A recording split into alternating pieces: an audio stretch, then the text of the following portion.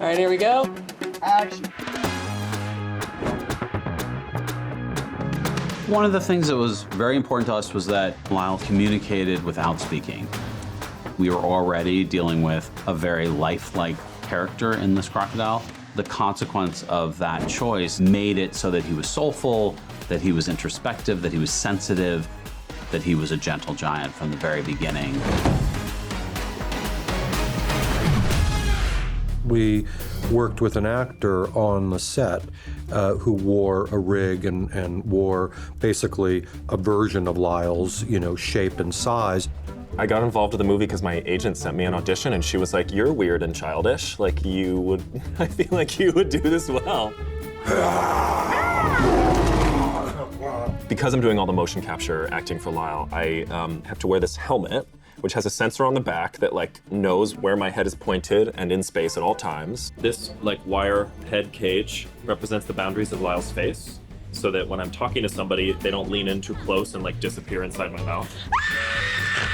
And then there's this, we call it the girth suit. It's this padded thing that is just the bane of my existence that is strapped around me, and it just creates the boundaries of Lyle's body.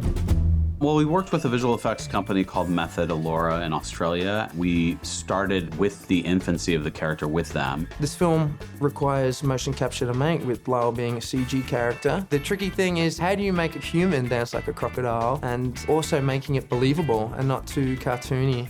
We talked about him being photoreal, but also giving a little bit of characterization. Josh and Will were very vocal about the fact that they wanted this to be an actor's environment. They didn't want this to be a technology environment. The Lyle moves were firstly driven by the song eventually. What could he do in each scene, in each environment? I wanted to use the environment more than just dance through the space. It's amazing because you are, sometimes you are working with an actor dressed with many things on their face, and then you try to be organic with those things, but when they add Lyle, it's amazing. It makes everything falls into place.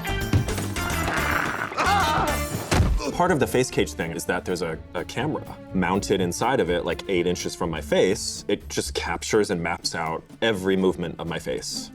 Lyle's whole body is a completely different proportion than Ben's. We had to make fake eyes that are way up here where Lyle's eyes are, and it's very difficult for the actors not to look at the eyes of the person they're performing with. So we tried all different things, sunglasses, and we put LEDs in the fake eyes. It's just anything to say, look up here. So that's been a challenge throughout. What an audience, and you performed.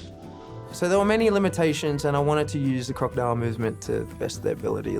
Can he jump on his tail? Can he use it as a pogo stick? Can he swing, or can he use it as another appendage? What can he grab with the tail? The tail's a tricky one because it has a mind of its own. I mean, it's like Lyle's 5th appendage, and it's 6 feet long. So there's many times in the film where it's gonna be doing things that I really don't have any control over. I'm just one of the multiple people that are coming together to create Lyle. And so there's me, and I'm responsible for all of the physical and movement and emotional acting and creating the relationships with the other characters. But then there's Luke, who's this wonderful young dancer who's doing all of the really hard dance sequences that Lyle does. And then we've got Tom, who's doing some stunts, like when he wrestles with Mr. Prim, and some other more dangerous things that Lyle does. I couldn't even imagine doing it without Tom, who was in a black suit. And so I really had somebody to wrestle with. I mean, talk about real stunt work from, Scoot. I mean, he really committed to it. We were like, do you need a stunt double? And Scoot was like, no, I'll do it myself. It was pretty amazing. And now in the finished film, I don't think we could have done it if Scoot hadn't really committed like that. Miles, hey, buddy. Hey, are you okay? In the Crocodile enclosure, which is gorgeous, the set, they made this little cave opening that I had to crawl out of, and they actually had me play other crocodiles as well. They were like, Ben, we need you to do this because you know how to walk like a crocodile. So I had to play the mean crocodiles snapping at Javier. No. Josh? And I guess they were imagining just a person crawling out of it, but I have the girth suit on, and I have this helmet wire cage thing that gets snagged on everything.